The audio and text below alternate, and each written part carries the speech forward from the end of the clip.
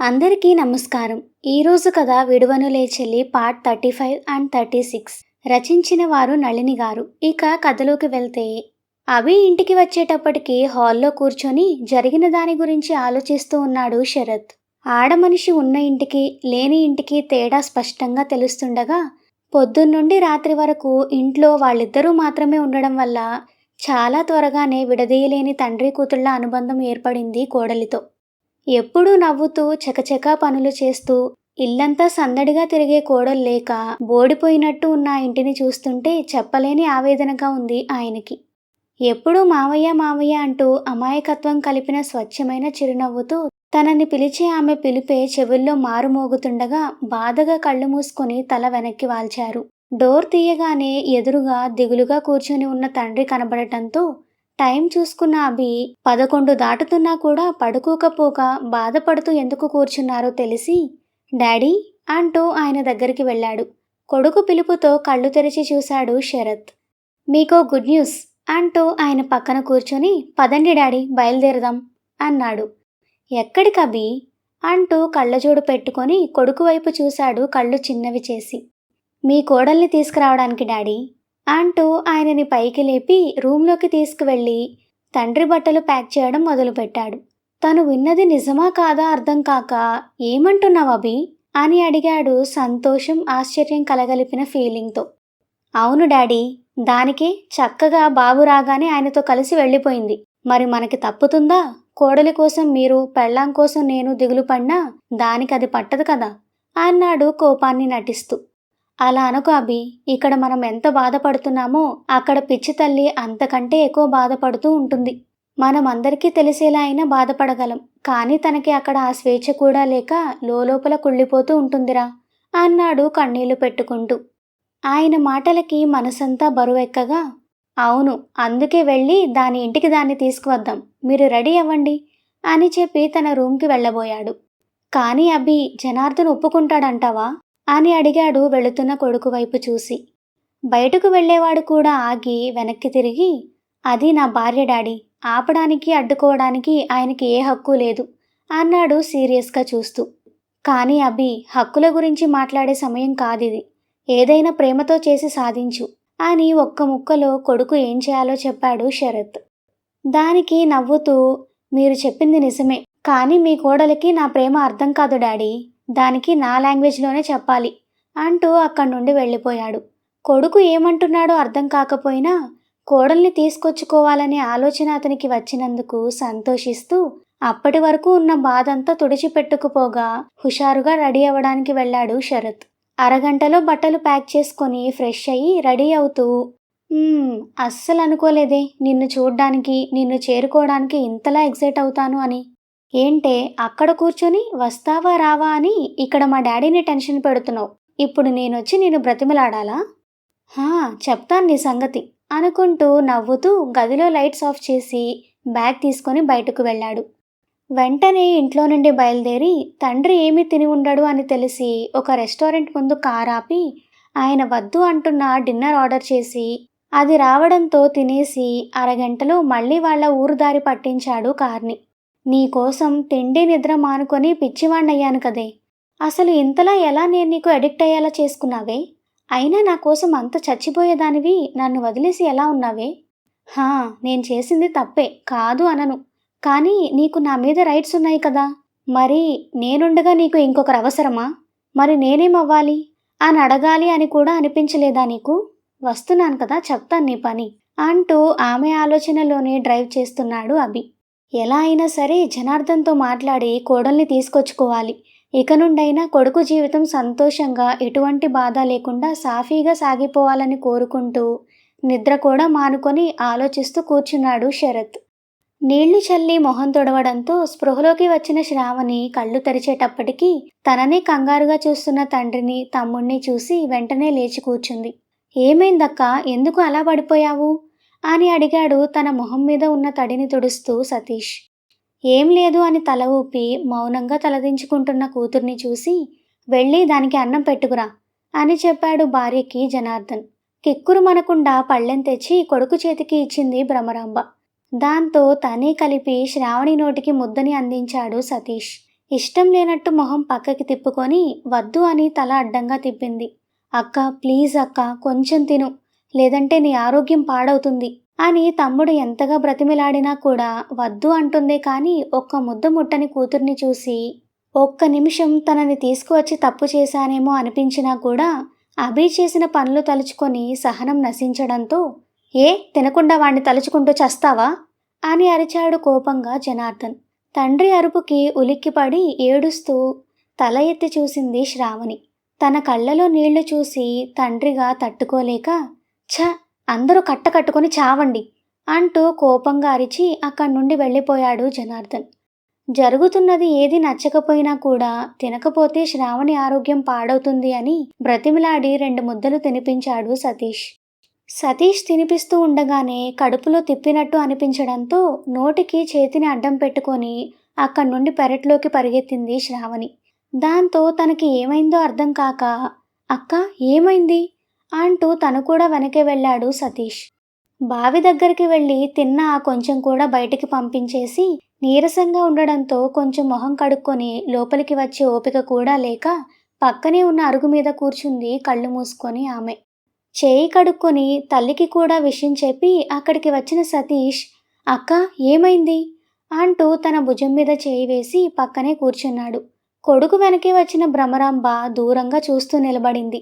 తమ్ముడి మాటకి కళ్ళు తెరిచి ఏం లేదు అన్నట్టు తల ఊపి చున్నీతో మొహం తుడుచుకుంది నీరసంగా.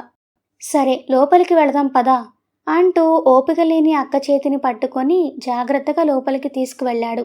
దారిలో ఉన్న పిన్నిని చూసి తలదించుకొని మౌనంగా లోపలికి వెళ్ళింది శ్రావణి. వాళ్ళు లోపలికి వెళ్ళిన తర్వాత స్నానాల గది నుండి బయటకు వచ్చిన జనార్దన్ దారికి అడ్డం నిలబడ్డ భార్యని చూసి ఏ దారి దోపిడీ కోసం ఏమైనా నుంచున్నావా అడ్డంగా అని అడిగాడు విసుగ్గా. భర్త మాట వినబడగానే పక్కకి జరిగి దానికి వాంతులవుతున్నట్టున్నాయి అని చెప్పింది. తిండి సరిగా తినకపోతే ఇలాగే ఏదో ఒకటి అవుతుంది, రేపు హాస్పిటల్కి తీసుకువెళతాలే, బలానికి మందులేమైనా ఇస్తారు అంటూ లోపలికి వెళ్ళాడు జనార్దన్. అతని మాటలకి వస్తున్న కోపానికి ఏమీ చేయలేక తల కొట్టుకొని లోపలికి వెళ్ళింది భర్తకి అన్నం పెట్టడానికి. నీరసంగా ఉన్న శ్రావణిని మంచం మీద పడుకోబెట్టి తన కోసం పాలు కాచుకొని తీసుకువెళ్ళి వాటిని తాగేలా చేసి ఇక పడుకో అక్క, నీకేదైనా అవసరం ఉంటే నన్ను పిలు, నేనిక్కడే ఉంటాను అని చెప్పి తనకి దుప్పటి కప్పి లైట్ తీసేసి బయటకు వెళ్ళాడు సతీష్. నీరసానికి కళ్ళు మూసుకుందే కానీ తమ్ముడు తన కోసం పడుతున్న బాధ తెలుస్తున్నా కూడా నేను బాగానే ఉన్నాను కంగారు పడకు అని ధైర్యం చెప్పే ఓపిక ప్రస్తుతానికి తనకి లేక అలాగే పడుకుండిపోయింది మత్తుగా శ్రావణి. అందరికీ భోజనం వడ్డిస్తూ కూతురు అక్కడ లేకపోవడం చూసి స్నేహ స్నేహ అన్నం తిందు కానీ రా అని పిలిచింది భ్రమరాంబ. తను బయటకు రాకపోగా నాకు ఆకలిగా లేదు, అన్నం వద్దు అని చెప్పింది లోపల నుండే. ఆకలి లేకపోవడం ఏంటే, ఏది ఒకసారి తలుపు తీ. అబ్బా నాకు వద్దంటే వినిపించుకోవేంటమ్మా, నాకు నిద్రొస్తుంది, నన్ను పడుకోనివ్వు అంది విసుగ్గా స్నేహ. ఈ మధ్య దీనికి కోపం ఎక్కువ అవుతుంది, అన్నం తినడానికి కూడా అరుస్తుంది అనుకుంటూ వచ్చి కొడుకుకి భర్తకి అన్నం పెట్టింది భ్రమరాంబ. ఏముంది, స్కూల్ దగ్గర ఏ గడ్డో తినేసి ఉంటుంది, ఇంకెందుకు ఆకలి అవుతుంది, వద్దంటే దానికి డబ్బులిస్తావు అంటూ అరిచాడు సతీష్. అబ్బా అలా అరవకురా, ఇక నుండి ఇవ్వను కానీ. ఎప్పుడూ ఇలాగే అంటావు, మళ్ళీ ఇస్తూనే ఉంటావు. మీ అమ్మకి మనం చెప్పేది ఇప్పుడు అర్థం కాదు. ముద్దుల కూతురు గారాబంతో ఏదైనా పెంట చేసి నెత్తి మీదకి తెస్తేనే కానీ అర్థం అవ్వదు, అప్పుడు చెప్తాను దీని సంగతి అంటూ పళ్ళు నూరుతూ 2 ముద్దలు తినేసి అక్కడి నుండి వెళ్ళిపోయాడు జనార్దన్. ఈయన గారికి ఎప్పుడూ మా మీదే కళ్ళు అంటూ తిట్టుకుంటూనే తను కూడా తినడానికి కూర్చుంది. తెల్లవారిన 2 గంటలకి అభి కారు ఊర్లోకి వచ్చింది. ఊర్లోకి ఎంటర్ అవ్వగానే అతనిలో ఏదో ఉత్సాహం ఉరకలు వేయడం మొదలుపెట్టింది. శ్రావణి గురించి వచ్చే చిన్న ఆలోచనకి కూడా అతని గుండె కొట్టుకునే వేగం మాత్రమే కాదు, ఆ మనసులో ఉండే ఫీలింగ్ కూడా కొత్తగా హ్యాపీగా అనిపించడం అతను ఎప్పుడూ గమనించాడు. ఇంతకుముందు ఎప్పుడూ అది ఎరుగడు తను. అందుకే చాలా విచిత్రం వింతగా కూడా ఆ అనుభూతి నచ్చేస్తుంది. ప్రస్తుతం అదే ఫీలింగ్లో ఉన్న అభి చుట్టుపక్కల చూసుకుంటూ డాడీ అంటూ కళ్ళకి ఉన్న గ్లాసెస్ తీశాడు. ఏంటభి, మీ ఫ్రెండ్ వాళ్ళ ఇల్లు ఎక్కడ డాడీ? మన ఇంటికి దగ్గరేరా. అవునా, మరి నాకెందుకు తెలీదు? నువ్వెప్పుడైనా తెలుసుకోవాలి అనుకుంటేనే కదా. సరేలే, ఇప్పుడు చూపించు. ఏ ఇప్పుడే వెళ్ళి అమ్మాయిని తీసుకువచ్చేస్తావా? అబ్బా!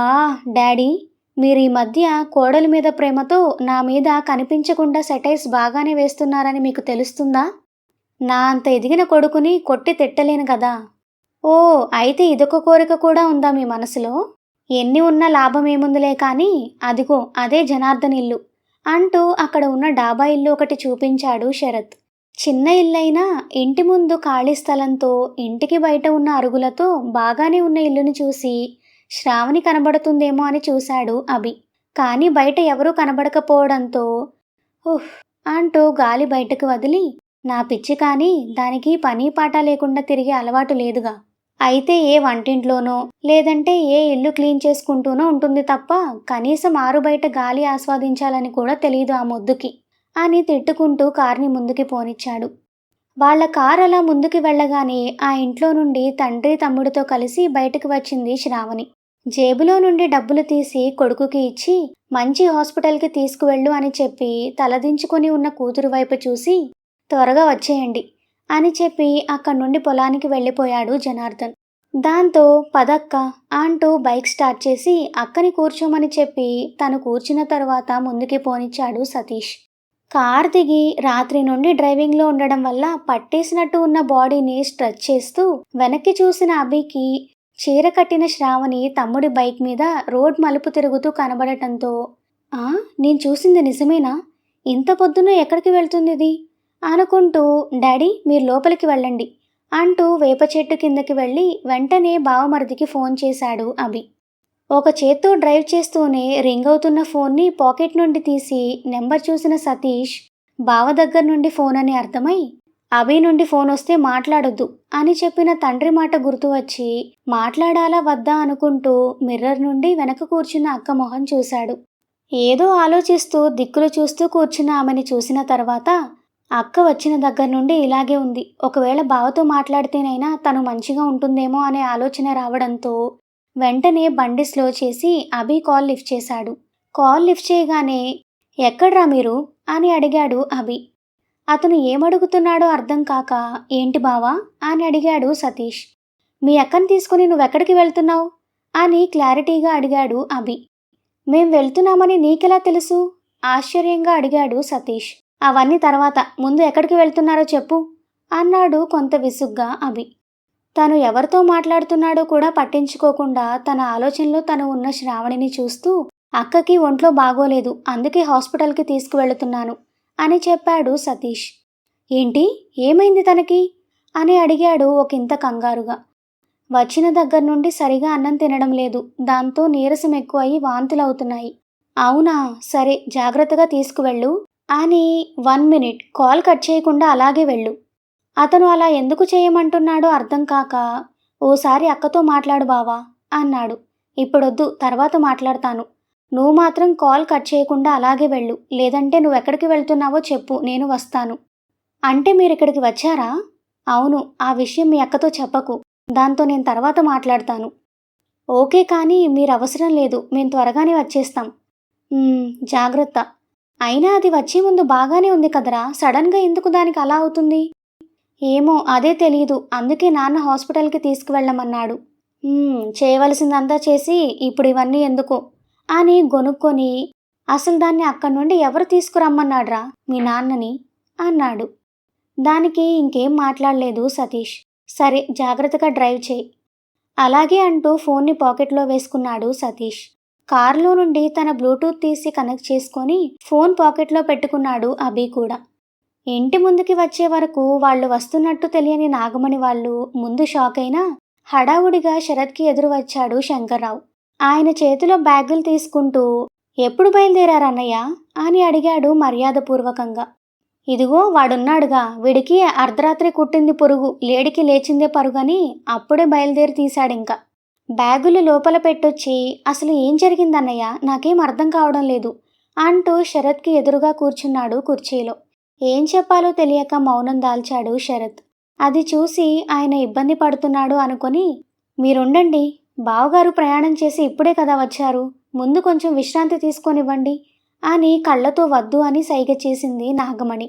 దాంతో సరే అని, రా అన్నయ్య, ముందు స్నానం చేసి టిఫిన్ తిని కాసేపు విశ్రాంతి తీసుకో అని చెప్పాడు శంకర్రావు. మౌనంగా అక్కడి నుండి తన గదిలోకి వెళ్ళిపోయాడు శరత్. దాంతో నాగమణి వాళ్ళకి కాఫీ టిఫిన్‌కి ఏర్పాటు చేయడానికి వంటింట్లోకి వెళ్ళింది. శంకర్రావు బయటకు వెళ్ళగా కారు సరిగా చెట్టు కింద పార్క్ చేసి లోపలికి వస్తున్న అభిని చూసి, ఇప్పుడు ఏం అడగడం కరెక్ట్ కాదు అనుకొని లోపలికి వెళ్ళి స్నానం చేయమని చెప్పి తను బయటకు వెళ్ళాడు. పిన్నిని పలకరించి స్నానంకి నీళ్లు తోడమని చెప్పి వెంటనే ఫ్రెష్ అయి వచ్చి వాళ్ళ పిన్ని ఇచ్చిన కాఫీ తాగుతూ ఉండగా కాల్లో మాటలు వినపడ్డాయి. దాంతో అక్కడి నుండి తన గదిలోకి వెళ్ళాడు అభి, ఏ డిస్టర్బెన్స్ లేకుండా ఉండడానికి. డాక్టర్ దగ్గరికి వెళ్ళిన తర్వాత ఆవిడ కూర్చోమనడంతో కూర్చున్నారు ఇద్దరు. ఆవిడ సమస్య ఏంటి అని అడగగా, మా అక్క నీరసంగా ఉంటుంది డాక్టర్ గారు, పైగా రాత్రి ఏం తిన్నా వాంతులైపోతున్నాయి అని చెప్పాడు సతీష్. ఓ అంటూ శ్రావణి వైపు తిరిగి, ఏమ్మా నీకు పెళ్ళయిందా అని అడిగింది డాక్టర్. అవును అన్నట్టు తల ఊపింది ఆమె. అటు నుండి సమాధానం రాకపోవడంతో తను అలాగే తల ఊపి ఉంటుంది అని ఊహించి తల కొట్టుకున్నాడు అభి. ఎప్పటి నుండి ఇలా ఉంటుంది నీకు? వారం నుండి డాక్టర్ అని చెప్పాడు సతీష్. హా సరే, పరీక్ష చేయాలి, లోపలికి పదమ్మా అంది డాక్టర్. దాంతో కంగారుగా తమ్ముడి వైపు చూసింది ఆమె. అది చూసి, నేను నిన్నేం చెయ్యనమ్మా పద అంటూ తనని తీసుకొని పక్క రూంలోకి వెళ్ళింది ఆమె. డాక్టర్ మాటల్ని బట్టి శ్రావణి ఎలాంటి ఎక్స్ప్రెషన్స్ ఇచ్చి ఉంటుందో అర్థమై నవ్వుకొని, తింగరదానా అనుకున్నాడు అభి. 2 నిమిషాల సైలెన్స్ తర్వాత శ్రావణి అరుపు వినపడి అటు అభికి ఇటు సతీష్కి కంగారుగా అనిపించింది. 10 నిమిషాల తర్వాత చేతులు నాప్కిన్తో తుడుచుకుంటూ బయటికి వచ్చిన డాక్టర్ నర్స్కి ఏదో టెస్ట్కి రెడీ చేయమని చెప్పి, తనకి పెళ్ళై ఎన్ని రోజులవుతుంది బాబు అని అడిగింది తన సీట్లో కూర్చుంటూ. 4 నెలలు డాక్టర్ అని చెప్పి, ఏమైంది డాక్టర్ అని అడిగాడు కంగారుగా. ఏం లేదు, వాళ్ళ హస్బెండ్ రాలేదా? లేదు, బావ బెంగళూరులో ఉన్నారు. ఓ, తను చెప్పిన దాన్ని బట్టి ఆమె ప్రెగ్నెంట్ అని డౌట్గా ఉంది, అందుకే టెస్ట్ రాశాను, దాని రిజల్ట్ని బట్టి కన్ఫర్మ్ చేస్తాను అని చెప్పింది. డాక్టర్ చెప్పిన మాటకి అభి చేతిలోని కాఫీ కప్ కిందకి జారిపోగా షాక్ తగిలి రాయిలా నిలబడిపోయాడు. సతీష్కి విషయం తెలిసి దానికి హ్యాపీగా ఫీల్ అవ్వాలో లేదంటే బాధపడాలో అర్థం కాక అయోమయంలో ఉండగా చీర సరిచేసుకుంటూ బయటికి వస్తున్న అక్కని చూసి ఎదురు వెళ్ళి, ఏమైందక్క, ఎందుకు అలా అరిచావు అంటూ తన చేయి పట్టుకుని బయటకు తీసుకువెళ్ళాడు. తమ్ముడికి విషయం చెప్పలేక కంటి చివరన ఆగిన కన్నీళ్లు తుడుచుకుంటూ ఏం లేదు అని చెప్పింది. ఇంతలో నర్స్ వచ్చి ఆమెను బయటకు తీసుకువెళ్ళింది టెస్ట్కి. సతీష్ టెన్షన్గా ఆ రూమ్ బయట వెయిట్ చేస్తూ నించున్నాడు. ఇక్కడ అభికైతే తను ఏం విన్నాడో అర్థం కాక తేరుకోలేక అదే షాక్లో ఉండిపోయాడు. టెస్ట్ అయిపోవడంతో డాక్టర్ రూమ్లోకి రమ్మని వాళ్ళకి చెప్పి నర్స్ ముందుగా ప్రెగ్నెన్సీ కిట్ని తనతో పాటు తీసుకువెళ్ళింది డాక్టర్ రూమ్కి. అక్క, నువ్వు బాగానే ఉన్నావు కదా? జరుగుతున్నదంతా వింతగా ఇబ్బందిగా ఉండడంతో అన్యమస్కంగానే అని తల ఊపింది శ్రావణి. సరే పద వెళ్దాం అని డాక్టర్ దగ్గరికి తీసుకువెళ్తాడు సతీష్. నేను చెప్పింది కరెక్టే బాబు, మీ అక్క నెల తప్పింది అని అచ్చ తెలుగులో చెప్పిన డాక్టర్ మాటలకి కళ్ళు పెద్దవి చేసి చూస్తూ వణుకుతున్న చేతులతో తమ్ముడు చేయి పట్టుకుంది, చూపు డాక్టర్ వైపు నుండి తిప్పకుండానే. అక్క, నువ్వేం కంగారు పడకు అని చెప్పి, అంటే ఆ వాంతులు అవి అని అడిగాడు సతీష్. దీనివల్లే, పైగా తను చాలా వీక్గా ఉంది, మంచి ఫుడ్ పెట్టండి బాబు, అలాగే వాంతులు అవ్వకుండా మందులు రాస్తున్నాను, ఇవి చెప్పినట్టుగా వాడి మళ్ళీ నెలకి తీసుకురండి చెకప్కి, ఈ మధ్యలో ఏదైనా ప్రాబ్లంగా ఉంటే వెంటనే రండి అని చెప్పి ప్రిస్క్రిప్షన్ సతీష్ చేతికి అందించింది. ఓకే డాక్టర్ గారు, థ్యాంక్ యూ అని చెప్పి శ్రావణి చేతిని పట్టుకొని పదక్క వెళ్దాం అంటూ తనను బయటకు తీసుకువెళ్ళాడు. కానీ శ్రావణికి అడుగులు గాల్లో పడుతున్నట్టుగా ఉంది. అసలు ఏమీ అర్థం కావడం లేదు తన పరిస్థితి తనకే. నేను తల్లిని కాబోతున్నానా అంటూ చేతిని కడుపు మీద పెట్టుకుని తడుముకుంది తనకి తెలియకుండానే. తల్లి కావడం అనేది ప్రతి ఆడపిల్లకి ఎంతో మధురమైన అనుభూతి. అలాంటి ఫీలింగే ఆమెలో కలగబోతూ కళ తప్పిన తన మొహంలోకి చిరునవ్వు చేరబోయేలోపు శ్రావణిని ఇంటి నుండి పంపించేస్తాను అన్న అభిమాటలు తన మనసులో మెదలడం, అలాగే తను వచ్చి ఇన్ని రోజులవుతున్నా కూడా అభి నుండి కనీసం ఫోన్ కూడా లేకపోవడం గుర్తువచ్చి ఏడుపు తన్నుకు వచ్చేసింది ఆమెకి. దాంతో పార్కింగ్ నుండి సతీష్ బైక్ తీస్తుండగా ఒక్కసారిగా పెద్దగా ఏడుస్తూ కింద కూర్చుంది.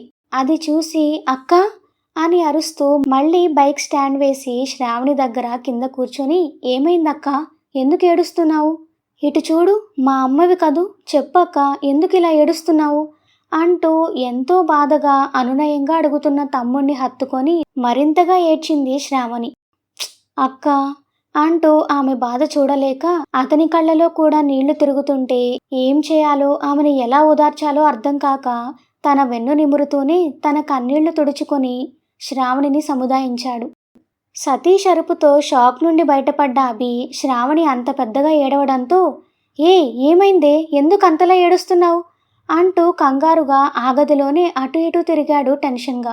కాసేపటికి, అక్క, మా అమ్మవి కదూ, నా మాట విను, నువ్వింతగా ఏడవకూడదక్కా, అది లోపల బేబీకి మంచిది కాదు అంటూ తన కళ్ళు తుడిచి తనని పైకి లేపి ఆ హాస్పిటల్ గ్రౌండ్లోనే చెట్టు కింద ఉన్న బెంచ్ దగ్గరికి తనని తీసుకువెళ్ళి అక్కడ కూర్చోపెట్టి ఆ పక్కనే ఉన్న బడ్డీ కొట్లో వాటర్ బాటిల్ తీసుకువచ్చి కొంచెం నీళ్లతో మొహం కడిగి మంచినీళ్లు తాగించి తను కొంచెం స్థిమితపడిన తర్వాత తన పక్కన కూర్చుంటూ, ఇప్పుడు చెప్పక్క, ఎందుకు ఏడుస్తున్నావు అని అడిగాడు.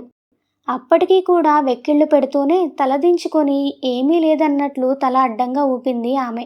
ఇటు చూడు అంటూ ఆమె గడ్డం పట్టుకొని తల పైకెత్తి, ఏమైందక్కా అని అడిగాడు అనునయంగా. కళ్ళు ఎత్తి తమ్ముడి మొహం చూస్తూ ఏడుస్తూనే తన కడుపు మీద చేయి వేసుకుంది బాధగా. ఆమె భాష పూర్తిగా అర్థం కాకపోయినా కొంచెం అర్థం చేసుకుంటూ, అవును, నీలో చిన్న బేబీ ఉంది, అయితే ఇప్పుడు ఏమైందక్కా? వాళ్ళిద్దరి మాటల్ని టెన్షన్తో కూడిన ఆసక్తితో వింటున్నాడు అభి. నాకు ఊహ తెలిసిన తర్వాత అమ్మ ప్రేమ ఎలా ఉంటుందో కూడా నాకు తెలియదురా. అమ్మ లేకుండానే, తన ప్రేమ తెలియకుండానే పెరిగాను. అది ఎంత బాధగా ఉంటుందో నాకు తెలుసు. బిడ్డని ప్రేమగా చూసుకుని ఎవరిని చూసినా నాకు చాలా బాధగా అనిపించేది, నాకు మా అమ్మ ఎందుకు లేదు అని. కానీ ఇప్పుడు అదే బాధ నా బిడ్డకి కూడా రాశాడు దేవుడు. అది నేను తట్టుకోలేనురా అంది గుండె బద్దలయ్యే బాధకి ఏడుస్తూ. అక్క, అవేం మాటలు? నీ విషయంలో జరిగినట్టు బేబీకి ఎందుకు జరుగుతుందక్క? తనకి నువ్వుంటావు, నేనుంటాను, మన ఇంట్లో అందరం ఉంటాం. మన తరువాత వచ్చే బుల్లి యువరాజు కానీ యువరాణి కానీ వాళ్ళు మన అందరి మధ్యలో చక్కగా, హాయిగా, సంతోషంగా పెరుగుతారక్క. నేనైతే తనని కాలు కూడా కింద పెట్టనివ్వకుండా పెంచుతాను, చూస్తూ ఉండు.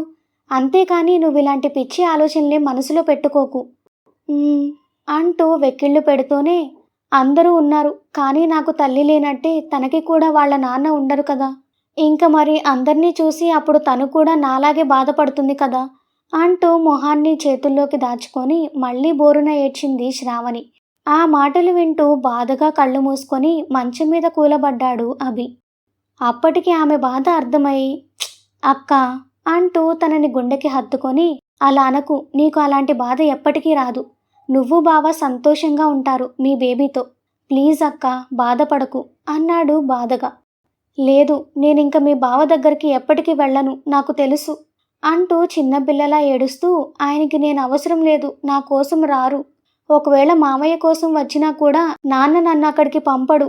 ఇక నేను మీ బావ లేకుండానే ఉండాలి, నాకు అర్థమైపోయింది అంటూ ఏడుస్తూనే ఉంది. ఆమె అభి గురించి మాట్లాడినప్పుడు గుర్తు వచ్చింది పొద్దున అభి ఫోన్ చేసిన విషయం. దాంతో వెంటనే తన ఫోన్ తీసి చూడగా ఇంకా కాల్ రన్ అవుతూనే ఉండడం చూసి ఆశ్చర్యపోతూ మళ్ళీ పాకెట్లో వేసుకొని ఏదో ఆలోచించి మళ్ళీ శ్రావణితో మాట్లాడాడు.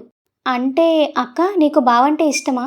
ఒకవేళ బావ నీ కోసం వస్తే వెళతావా అని అడిగాడు కావాలని. అసలు నన్నెవరు తీసుకువెళ్తారు? నా కోసం ఎవరు వస్తారు? మీ బావ అయితే అసలే రారు అంటూ కళ్ళు నలుపుకుంటున్న వాళ్ళ అక్కని చూసి బాధపోయి నవ్వు వచ్చింది సతీష్కి. దాంతో అక్కకి అసలు విషయం చెప్పాలి అనిపించింది. కానీ అభి చెప్పొద్దు అని చెప్పడం గుర్తువచ్చి చెప్పకుండా ఆగిపోయాడు. సరేలే, ముందు ఇంటికి వెళ్దాం పదా, తర్వాత మాట్లాడుకుందాం అంటూ తనని పైకి లేపి బైక్ స్టార్ట్ చేశాడు. ఇంటికి వెళ్ళిన తర్వాత దీన్ని తండ్రి ఎలా తీసుకుంటాడో అని ఆలోచిస్తూనే బైక్ ఎక్కి కూర్చుంది ఆమె. శ్రావణి మాటలన్నీ విన్న అభికి మనసు గుణపాలతో గుచ్చినంత పెయిన్గా ఉంటే గొంతు దాటని బాధ ఆ భారాన్ని తిరిగి దెబ్బతిన్న అతని మనసు మీదనే మోపుతున్నట్టు గుండెల్లో నొప్పిగా అనిపించడం మొదలుపెట్టింది. మనసు బాధ కళ్లకు తెలిసిందో ఏమో. ఇక మేము ఉండమంటూ కన్నీళ్లు కళ్ళ నుండి కిందకి జారి చెంపలని తడుముతూ ఉంటే అప్పటికి శ్రావణి మాటల నుండి, తన పరిస్థితి నుండి బయటకు వచ్చి, ఇక్కడ మనకంటే కూడా కనీసం తన మనసులోనివి చెప్పుకునే వాళ్ళు కూడా లేక అక్కడ పిచ్చి తల్లి ఇంకా ఎక్కువగా బాధపడుతూ ఉంటుంది అని చెప్పిన వాళ్ళ డాడీ మాటలు గుర్తు వచ్చి, ఇదంతా నా వల్లే. నేనే పెద్ద ఈడియట్‌ని.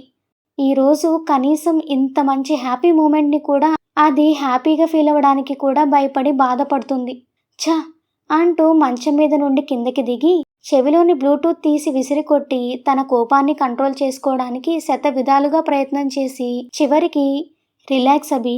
ఇప్పుడు నీ మీద నువ్వు కోపం చూపించడం వల్ల జరిగిందేదీ కూడా మారిపోదు.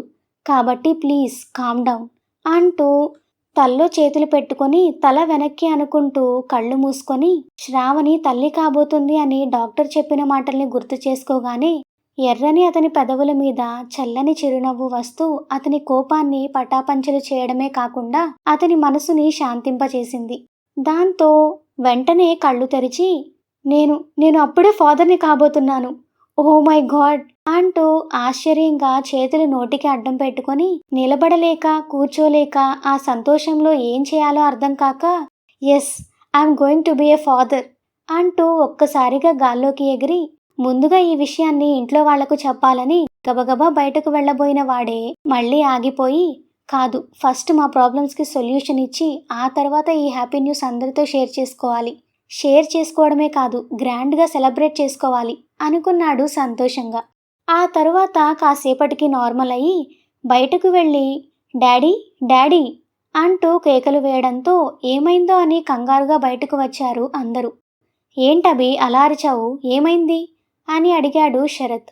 ఏంటేంటి డాడీ, మనం ఇక్కడికి ఎందుకు వచ్చాం? దాన్ని తీసుకువెళ్ళడానికే కదా.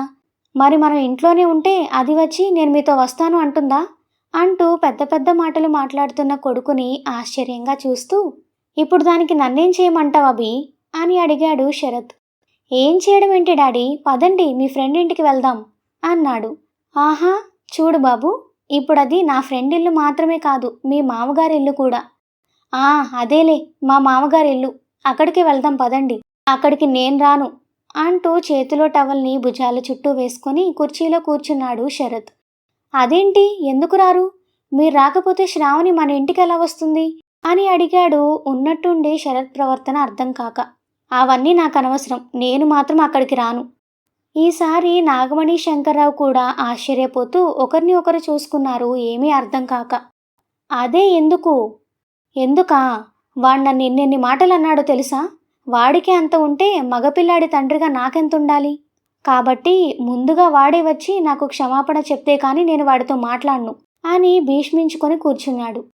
వాట్ అంటూ కళ్ళు చిన్నవి చేసి చూశాడు అభి.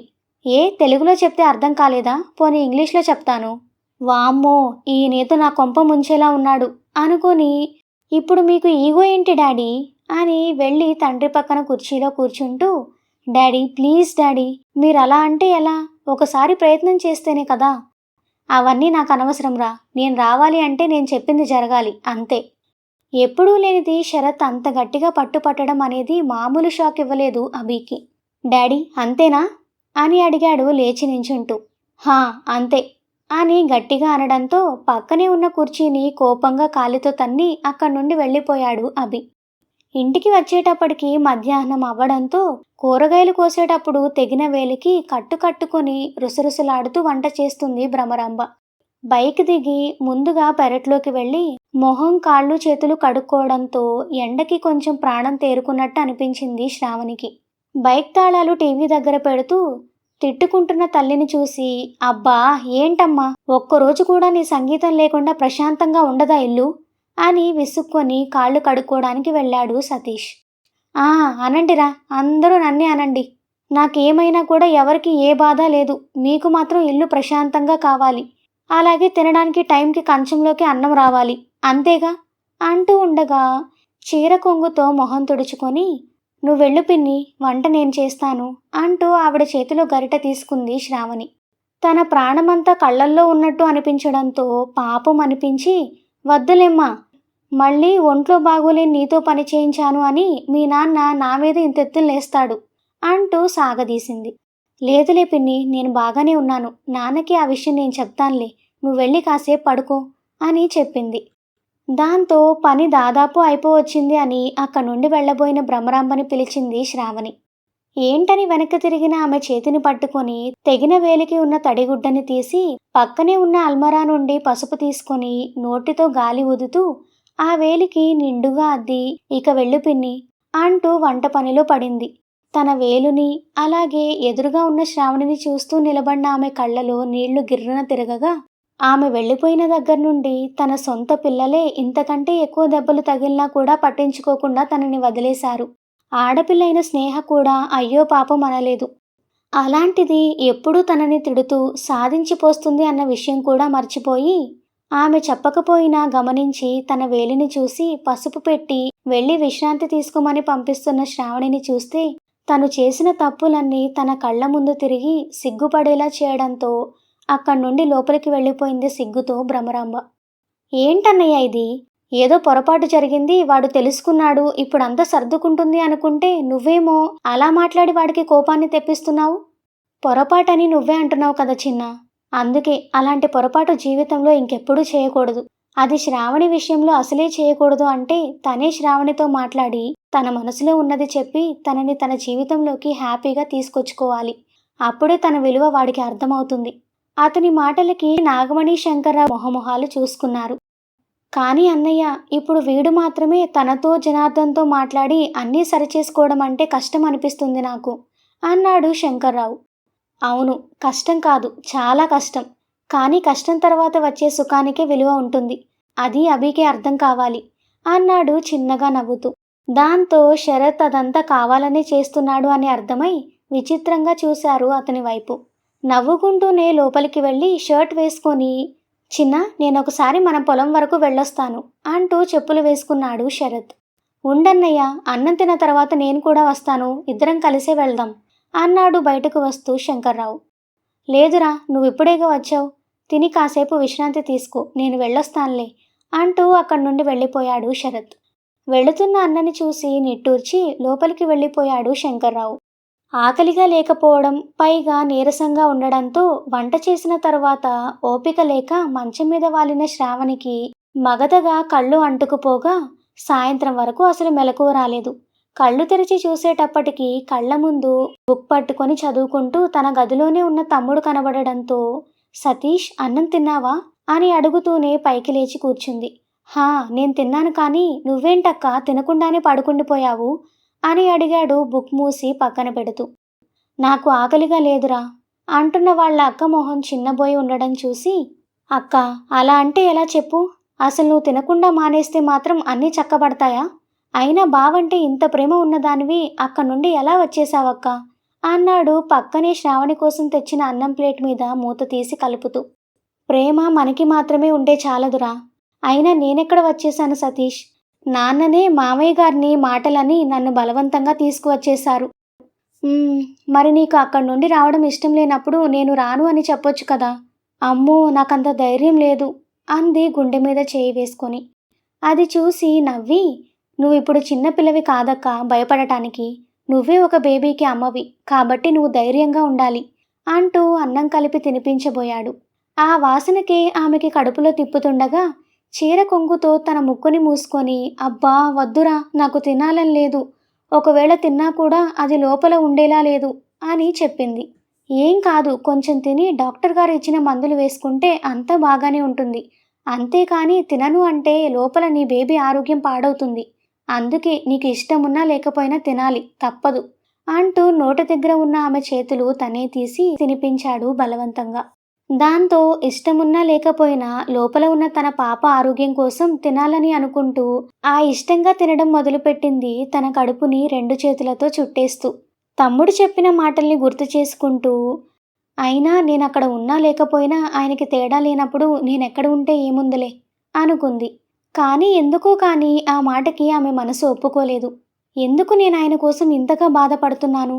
నాకు తెలుసు కదా నా స్థానం ఏంటో, మరెందుకు ఇలాంటి ఆలోచన? ఆయనకి నేను అసలు అవసరం లేదు, అలాంటప్పుడు నేను మాత్రం ఆయన కోసం ఎందుకు ఇంతగా తప్పించిపోతున్నాను అనుకోగానే కళ్ళ వెంట నీళ్లు తిరిగాయి ఆమెకి. తన పొట్టని చూసుకుంటూ, నేను ఇలా అని తెలిస్తే ఆయన ఏమనుకుంటారు, అసలు ఊరుకుంటారా, లేదంటే ఆయన బిడ్డ నా కడుపులో ఉండడం ఇష్టం లేదు అంటారా అని ఆలోచిస్తూ బాధపడుతున్న శ్రావణిని గమనించి తన బాధ అర్థమై, అక్క నువ్వెప్పుడు ఇలా ఏదో ఒకటి ఆలోచిస్తూ ఉంటే ఎలా చెప్పు అంటూ కొంచెం అన్నం కూడా తినిపించి టాబ్లెట్స్ ఇచ్చి, పద మనం కొంచెం అలా బయటకు వెళ్ళొద్దాం అప్పుడు నీకు కూడా కొంచెం బాగుంటుంది అన్నాడు కడిగిన చేతిని టవల్తో తుడుచుకుంటూ. ఏంటి బయటకా? అమ్మో, పిన్నికి తెలిస్తే చంపేస్తుంది. పైగా ఇంట్లో పని కూడా ఉంది కదా అంది శ్రావణి. అక్క, ఇప్పుడే కదా చెప్పాను, ఇక నువ్వు భయపడకూడదు. ఇలా భయపడితే నీ పిల్లల్ని ఎలా పెంచుకుంటావు చెప్పు? ఇక ఇంటి పని అంటావా? నువ్వు వెళ్ళిన దగ్గర నుండి అమ్మకి ఇవి బాగా అలవాటైపోయాయి. పైగా అమ్మ ఇప్పటికే పని మొత్తం చేసేసి పెరట్లో కూరగాయల మొక్కలకి నీళ్లు పెడుతుంది. కాబట్టి మనం అలా వెళ్ళొద్దాంరా అంటూ తనని ఇంక మాట్లాడనివ్వకుండా అక్కడి నుండి బయటకు తీసుకువెళ్ళాడు. అలా ఏటి దగ్గర వరకు అక్కతో అది ఇది అని మాట్లాడుతూ తనని డైవర్ట్ చేయడానికి ప్రయత్నం చేశాడు సతీష్. ఏటి దగ్గరికి రాగానే చల్లని గాలి మేనికి తాకుతూ ఉండడంతో, నడిచి నడిచి అలసటగా ఉండడంతో పక్కనే ఉన్న చెట్టు కింద కూర్చొని కాసేపు ఇక్కడ కూర్చుందాంరా, నడవలేకపోతున్నాను అని చెప్పింది. సరే, నువ్విక్కడే కూర్చో, మన పొలం ఇక్కడే కదా, నేను నాన్న దగ్గరికి వెళ్ళి తన్ని తీసుకువస్తాను అని చెప్పాడు. అది విని, రే సతీష్, నాన్నకి ఈ విషయం చెప్పకు అంది బాధగా మొహాన్ని పెడుతూ. కానీ అలా ఎన్ని రోజులక్కా? ఏమో నాకు తెలీదు, కానీ ఇప్పుడైతే నాకు ఆ ధైర్యం లేదు అని చెప్పింది తలదించుకుంటూ. సరేలే అంటూ అక్కడి నుండి వెళ్ళిపోయాడు సతీష్. దాంతో కొంచెం ప్రశాంతంగా వెనక్కి వాలి చెట్టుకి ఆనుకుంటూ అభి గురించి ఆలోచిస్తూ ఉండిపోయింది. స్టోరీ ఇంకా కొనసాగుతుంది. నెక్స్ట్ ఎపిసోడ్ కోసం మా ఛానల్ను సబ్స్క్రైబ్ చేసుకోండి. అలాగే స్టోరీ మీకు నచ్చితే వీడియోని తప్పకుండా లైక్ చేసి కామెంట్ చేయండి. Thank you for listening.